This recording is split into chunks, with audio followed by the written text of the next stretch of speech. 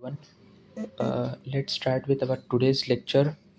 Our today's point is data types, measures of central tendency, and measures of dispersion in data analytics. Okay, data types क्या होते हैं, measures of central tendency and measures of dispersion क्या होता है, आज के इस video में हम देखेंगे. So first of all will see what is mean by data types. Okay, कितने टाइप के डेटा होते हैं. Data types in analytics determine how data is categorized and analyzed. They are classified into as follows. Data types are classified in two types. Okay, first type is qualitative, that is categorical data, and second is quantitative, that is numerical data. Okay, qualitative data में दो type के data आते हैं. First is nominal data and second is ordinal data. Nominal data means categories without any order. ऐसे कुछ information जो कि सिर्फ कैटेगरीज में डिस्क्राइब हो सकती है विदाउट एनी ऑर्डर में. For example gender. जेंडर को हम कोई कैटेगरीज नहीं दे सकते, बट सॉरी, जेंडर को हम कोई ऑर्डर नहीं दे सकते. जेंडर को हम सिर्फ कैटेगरीज में डिवाइड कर सकते हैं, जैसे कि male and female. Okay, colours हो गए, कलर्स को हम कैटेगरीज में डिस्क्राइब कर सकते हैं, blue, green, red. Okay, second is ordinal data. Ordinal data means categories with a meaningful order but have no fixed interval. ऐसे टाइप के डेटा जिनको हम कैटेगरीज में डिवाइड कर सकते हैं with a meaningful order. Okay, इनको मीनिंगफुल ऑर्डर भी होता है बट कोई फिक्स्ड इंटरवल नहीं होता है. Okay, for example satisfaction levels low, medium and high.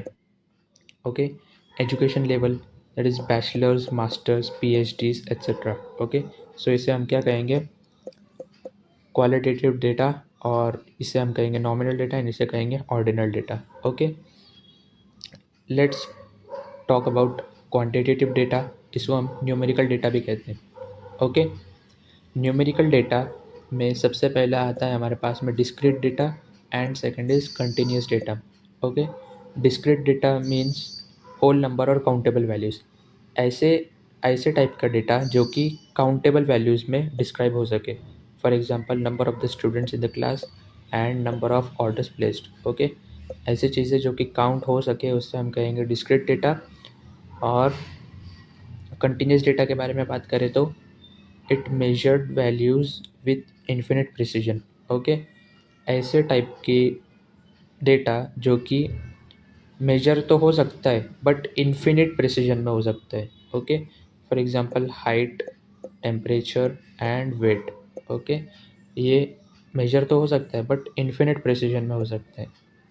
Okay, then let's talk about our measures of central tendency and measures of dispersion. Okay, measures of central tendency and measures of dispersion में एक ही difference है कि measures of central tendency describes the central और typical value of the data set. Okay, मतलब कि ये जो भी डेटा सेट होगा उसकी सेंट्रल वैल्यूज़ को डिस्क्राइब करेगा या फाइंड करेगा. Okay, then measures of dispersion में क्या डिफरेंस है कि measures of dispersion describes the spread और the variability in a data set.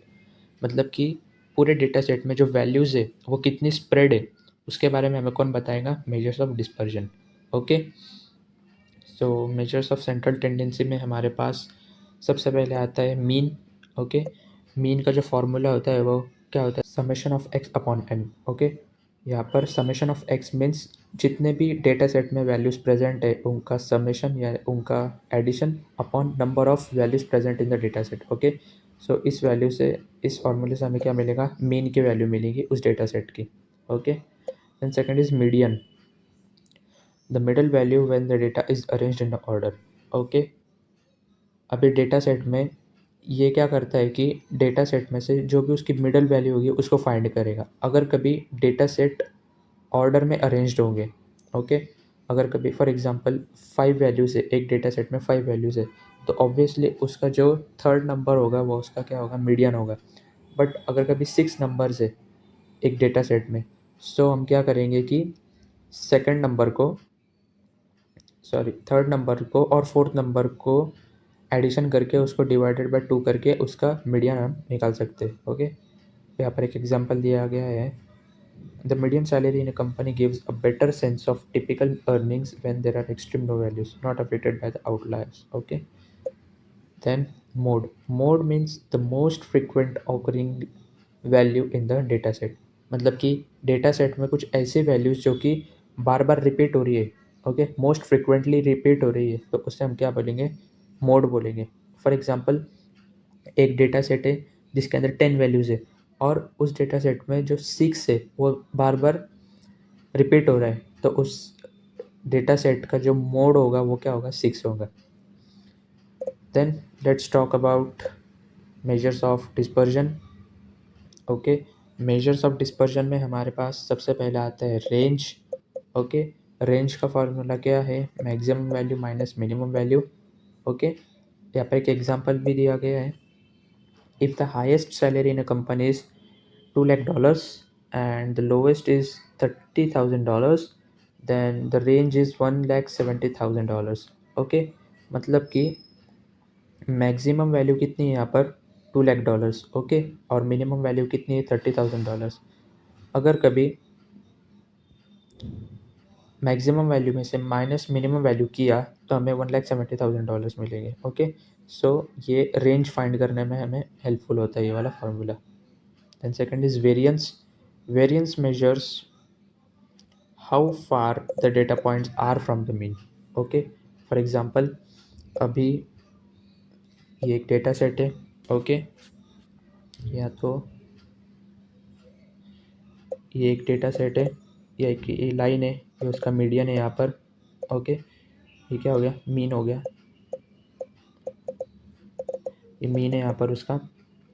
Then variance हमें क्या फाइंड करने के लिए हेल्प करता है कि how far the data points are from the mean. Okay, यहाँ पर उसका डेटा पॉइंट्स है. सो हमें वेरिएंस क्या हेल्प करेगा कि इस मीन से ये जो डेटा पॉइंट्स है ये कितने दूर है. ओके, ये हमें इसका डिस्टेंस फाइंड करने में हमें हेल्प करता है. ओके, सो वेरिएंस का ये फॉर्मूला है यहाँ पर, sigma square is equals to N summation of X minus U the whole square. Okay, इससे हम स्टॉक प्राइस वोलेटिलिटी के लिए भी यूज़ कर सकते हैं. ओके, देन उसके बाद में standard deviation. Third is standard deviation. Standard deviation is nothing but the square root of variance measuring the data spread in the original units. मतलब कि स्टैंडर्ड डेविएशन और जो वेरिएंस है उसका फॉर्मूला सेम है, बट स्टैंडर्ड डेविएशन के फॉर्मूले में सिर्फ अंडर रूट आ जाता है इस पर. ओके, और स्टैंडर्ड डेविएशन हम किसके लिए, डेटा की स्प्रेड, डेटा कितना स्प्रेड है, ओके, उसे ओरिजिनल यूनिट्स में कैसे डिनोट करेंगे. सो स्टैंडर्ड डेविएशन हमें उसके लिए हेल्प करता है. Then fourth is inter quartile range. Inter quartile range measures the middle 50% of the data. Okay, for example, यहाँ पर Q3 और Q1 है. Q3 means quartile 3 and Q1 means quartile 1. क्वार्टाइल 1 means 25% of the whole data set. Q3 means 75% of the whole data set. Okay, so Q3 minus Q1 करेंगे तो हमें क्या मिलेगा, 50% और middle of the data set. Okay, it is used to detect the outliers in the salary distribution. Okay, so इस lecture में हम इतना ही करेंगे. नेक्स्ट लेक्चर में हम 1.5 को कवर करेंगे जो कि है सैम्पलिंग फनल. बहुत ही सिंपल टॉपिक है. So until then, keep study, keep doing practice. Bye.